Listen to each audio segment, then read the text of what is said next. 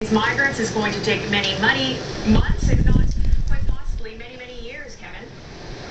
All right, Captain Urquhart near Victoria, thanks very much. The largest Tamil community outside of Sri Lanka is in Toronto, and many of them have a personal stake in how Canada treats the 490 migrants aboard the MV Sun Sea. Here's Christina Stevens.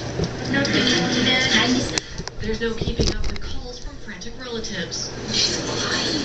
Relatives desperately trying to find out if loved ones were on the ship. He said, although I'm not sure, but they're talking about Canada. That's the last time she heard from her cousin, and says waiting to know is agony. Really horrible. It's equal to being lost. She doesn't want to be identified for fear of reprisal against family still in Sri Lanka. She's hit with the same gut-wrenching fear when she hears talk of people wanting the Canadian government to send the migrants back. You'd rather poison the whole ship. It's the same.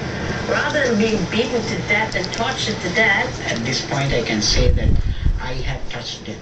That's how refugee claimants For 2 solid weeks. Peter Harris has details tonight of an announcement which we made officially tomorrow, Peter. Kevin, it seems that now the world has been reluctant to toss Pakistan a lifeline as it drowns. But all that seems to be changing. Global National has learned Canada's aid to Pakistan will jump from just 2 million to 30. Surging floodwaters spreading misery through the heart of the country have forced nearly 14 million people from their homes. Heavy monsoon rains mean a quarter of the entire country is now underwater.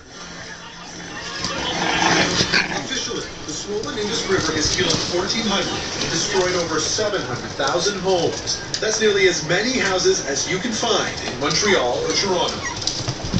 The river is expected to crest today, but fear of disease is building. Some of Pakistan's biggest dams might burst, and aid is barely a trickle in the hard-to-reach tribal areas. Canadian aid groups are mobilizing. Global Medic has been on the ground for days and is sending more supplies this weekend.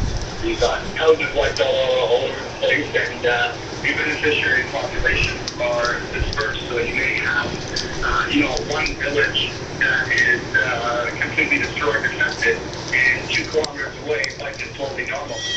The UN is asking the world for $460 million in aid money for food, shelter, and water. The U.S. bumped its contribution to over $75 million, putting 1,000 Marines on the ground, a warship off the coast, and helicopters in the air.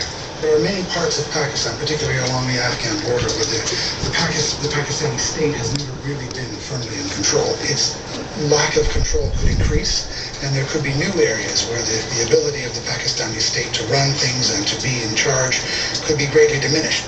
Tomorrow marks Pakistan's 63rd anniversary since independence, but with weeks to go in this extreme monsoon season, the celebrations will have to wait.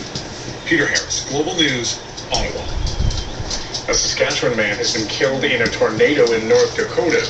He was traveling in the northwest part of the state when the twister tossed his car 400 meters into a nearby field. He was pronounced dead in hospital, and his passenger suffered severe injuries. A major summer thunderstorm rolled through Winnipeg early today, soaking the city. In less than 30 minutes, more than 50 millimeters of rain fell. It came pouring down in thick sheets, flooding streets, knocking out power, and stranding people in stalled cars. More rain is expected for tonight.